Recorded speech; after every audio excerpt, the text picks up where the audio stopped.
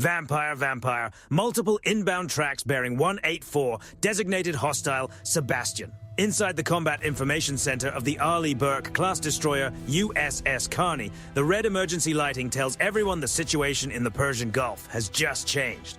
This is no exercise. It is 2:14 in the morning, and the Carney has just been tagged by a fire control radar lock from the Chinese Type 055 cruiser Nanchang. At that moment, one decision could turn a fragile standoff into a full-scale crisis. The crew had been waiting for a confirmed target. 40 miles off the Iranian coast, the Chinese-flagged freighter Zhenhua 20A28 is ignoring every international hailing channel. It cuts through the dark water at 22 knots, heading directly toward the Iranian port of Bandar Abbas. According to intelligence reports, the containers on board are not loaded with heavy machinery. They are believed to be carrying YJ-18 anti-ship cruise systems, the kind of cargo that could change the balance of power in the Strait of Hormuz and put the U.S. Fifth Fleet in serious danger. The ceasefire is only 12 hours old, held together by little more than restraint, discipline, and the hope that no one makes the wrong move. The USS Carney does not react with panic. Instead of answering with direct force, the tactical action officer orders an electronic response.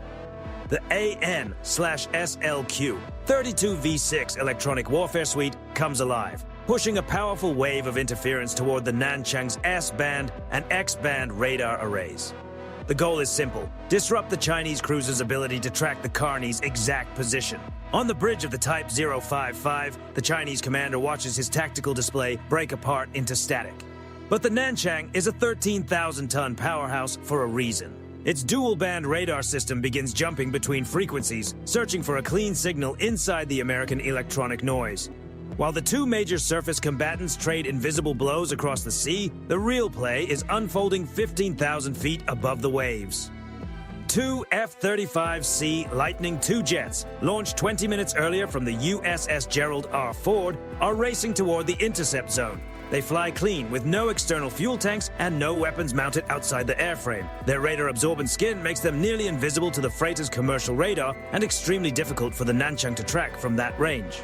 The pilots receive the USS Carney sensor feed through the multifunction advanced data link. Inside their helmets, the battlefield appears through the aircraft's distributed aperture system, giving them a full-circle infrared view of the air and sea around them. They are not just looking ahead. They are looking through the floor of their cockpits at the Zhenhua 28 below. The Chinese cruiser Nanchang begins a fast maneuver, placing itself between the USS Carney and the freighter. It is a dangerous game of maritime pressure, played by ships worth billions and commanded by people who understand exactly how much is at stake.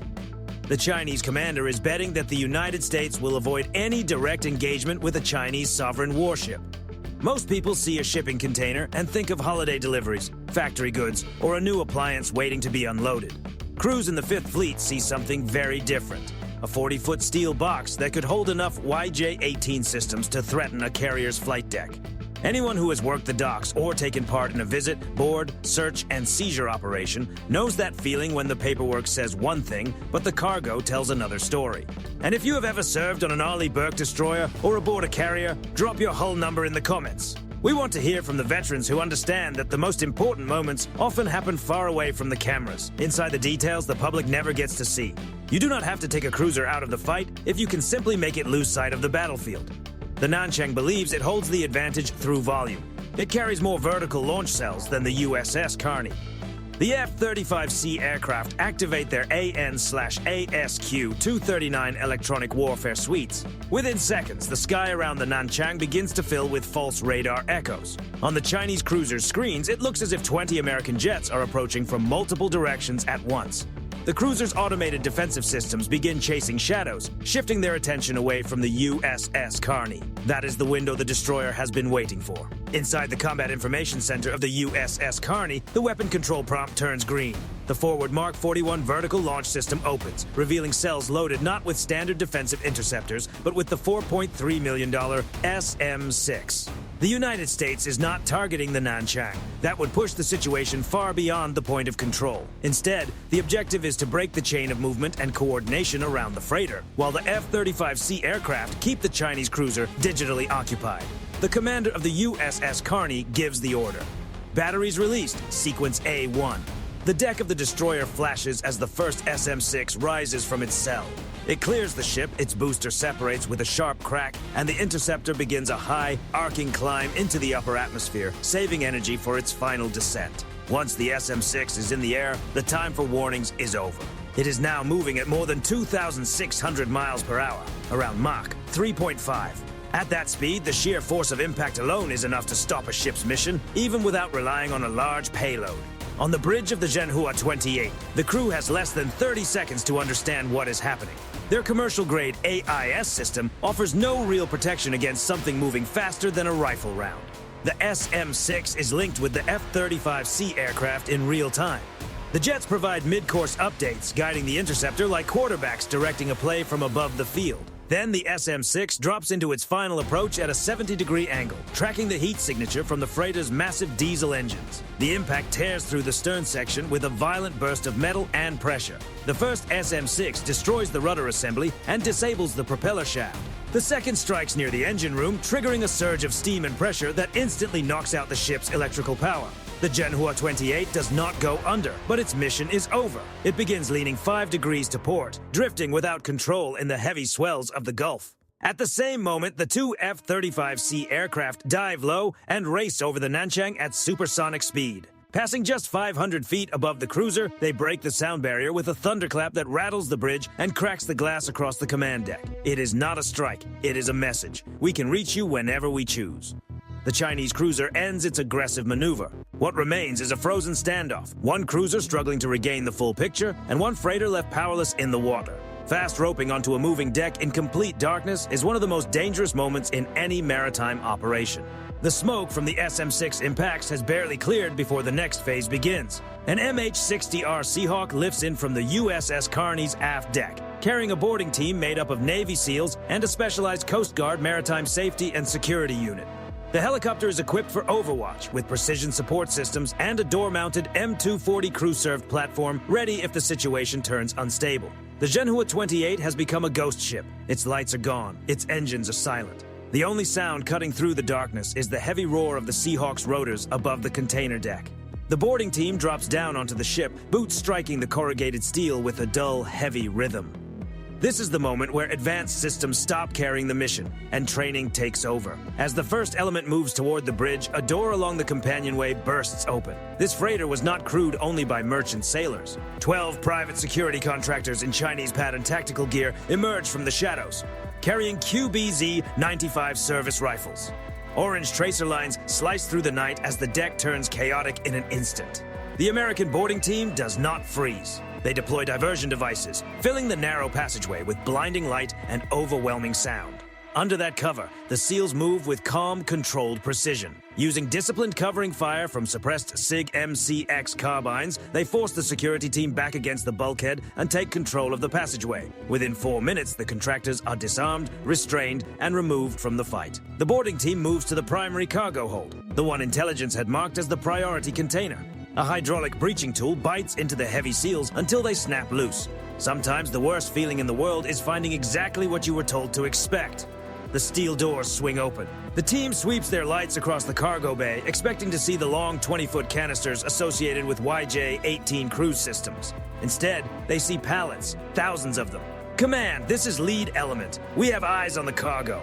The SEAL officer steps forward, cuts through the plastic wrap on the nearest pallet, and pulls out a box. The label is printed in Mandarin and English. Medical-grade saline solution. The next pallet is stacked with industrial water pumps. The one after that holds generic engine gaskets for Iranian civilian power plants. "Command, there are no strike systems here. I repeat, no weapons cargo found. This is a humanitarian shipment." Back inside the Combat Information Center of the USS Carney, the silence is complete. They have just disabled a Chinese-flagged vessel, spent nearly $8 million in advanced interceptors, and sent a boarding team into a dangerous deck operation, only to find medical supplies and civilian equipment. Then, at that exact moment, the ship's AN/S QQ-89 V-15 sonar suite picks up something faint, a low-frequency rhythmic pulse. It is 50 miles south, close to the Omani coastline, moving through shallow water where land interference makes tracking difficult. The contact is a refurbished Iranian tanker named the Sia. It is running dark, no lights, no transponder. Its engine noise is muted by specialized hull treatment, and its course is hidden inside the clutter of the coastline. The realization lands across the Carney's command team like a physical blow. The Zhenhua 28 was never the real delivery vessel, it was the decoy. China knew American intelligence was watching the pier at Ningbo. They wanted the canisters to be seen. They wanted the trail to look obvious. But during what appeared to be a routine bunkering operation in international waters, the real cargo had been transferred to the Xia. The Chinese freighter had been used to pull the U.S. Navy into a legal, diplomatic, and tactical trap. While the boarding team was opening crates of medical supplies, the actual YJ-18 systems were moving quietly toward the Strait of Hormuz. The commander of the USS Carney does not wait for a courtroom debate. The destroyer drives forward, its bow rising and cutting hard through the swells at more than 30 knots, roughly 35 miles per hour. They are now racing the clock. The Xia is only 10 miles from Iranian territorial waters. Once the Xia crosses that 12-mile line, the situation changes completely. Any direct action inside that boundary could turn a limited crisis into a much wider conflict. The Nanchang is not finished. Despite the cracked glass across its bridge, the Chinese cruiser moves with alarming speed. It uses its 13,000 tons of steel as a moving barrier, cutting across the USS Carney's bow and forcing the American destroyer into a hard turn to starboard to avoid contact. The two warships are now less than 100 yards apart, racing through the Gulf at full speed. Every time the USS Carney tries to break left and angle toward the tanker, the Nanchang mirrors the movement. Its massive hull blocks the path like a defender stepping in front of the final play. On the bridge of the USS Carney, the crew can see Chinese sailors through the broken windows of the Nanchang. One wrong move by either helmsman, one sudden engine surge, and both vessels could become twisted steel in the water. On the infrared feed, everyone watches as the Xia, the real carrier of the YJ-18 systems, crosses the 12-mile line. Then it slips into the radar shadow of the Iranian coastline. The Nanchang immediately breaks away, its engine slow, and the cruiser turns back toward the disabled freighter. They did not need to win the engagement. They only needed to win the minute. China did not simply lose a freighter. It gained a permanent reason to remain in the Persian Gulf. Within 6 hours of the incident, the Chinese Ministry of Foreign Affairs releases high-definition drone footage of the SM-6 impact and the injured security contractors.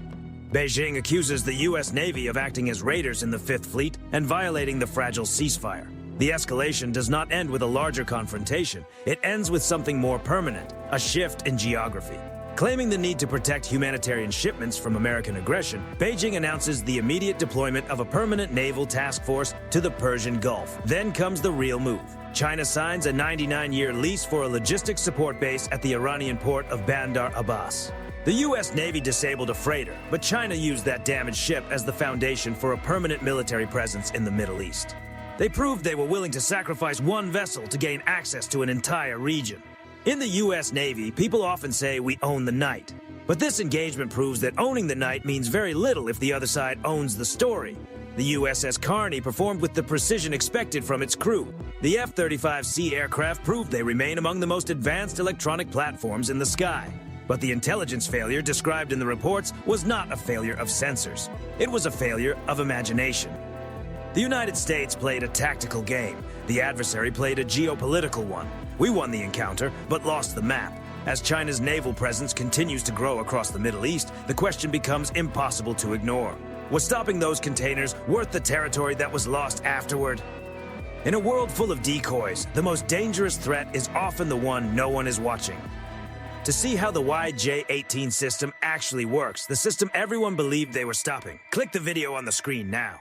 And to the men and women standing watch in the Fifth Fleet, keep your eyes on the dark. We may need you more than ever. Stay safe. We respect the truth and the importance of accurate information. This video is a dramatized presentation inspired by real-world military capabilities, public information, and current geopolitical tensions. It is created to give viewers a more engaging and detailed look at how such a situation could unfold. However, parts of this story are hypothetical and should not be understood as a factual report of real events. The events, dialogue, decisions, and emotional reactions shown in this video are fictionalized for storytelling purposes. Any connection to real ships, organizations, locations, or military systems is used only as background context based on publicly available information. Thank you for watching.